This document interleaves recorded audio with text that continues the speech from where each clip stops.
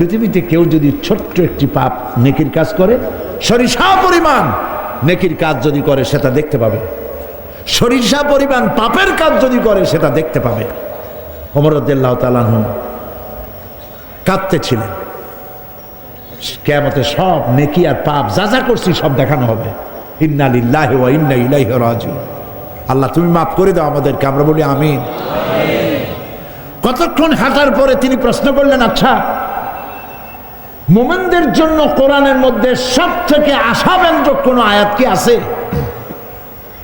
পেছন থেকে আওয়াজ এলো, মুমিনদের জন্য আশাব্যঞ্জক একটি আয়াত আল্লাহ রাব্বুল আলামিন কোরআনের মধ্যে দিয়েছেন, সেটি হচ্ছে লা তাকনাতু মির রাহমাতিল্লাহ। আমার রহমত থেকে, আল্লাহর রহমত থেকে হতাশ হয়েও না, নিরাশ হয়ে যেও না। অর্থ হচ্ছে এই, আমরা পাপ করেছি, আমরা সবাই গুনাহগার কিনা বলেন? স্বীকার করি আমরা সবাই গুনাহগার কিনা? সবাই গুনাহগার।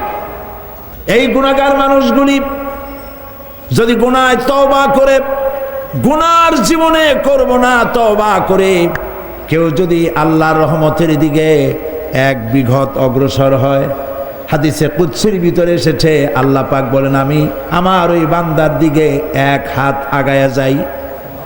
কোন বান্দা যদি গুনার তওবা করে আর যদি গুনাহ না করে আমার দিকে যদি হেঁটে আসে, আমার রহমত বান্দার দিকে দৌড়াইয়া যায়। আল্লাহর গজবের চাইতে রহমত বেশি। বান্দা তোমার গুনাহ যদি আকাশ সমান হয়, আল্লাহর, তোমার গুনাহ যদি পাহাড় সমান হয়, আল্লাহর রহমত আকাশ সমান। তোমার গুনাহ যদি আকাশ সমান হয়, আল্লাহর রহমত তার আরশে আজিম ছায়া গেছে। সুবহানাল্লাহ। মাপ চাও, ক্ষমা চাও, তওবা করো, জীবনে গুনাহ আর করব না। যে ব্যক্তি তওবা করবে, গুনাহ থেকে বাঁচবে, আল্লাহ তাদেরকে রক্ষা করবে।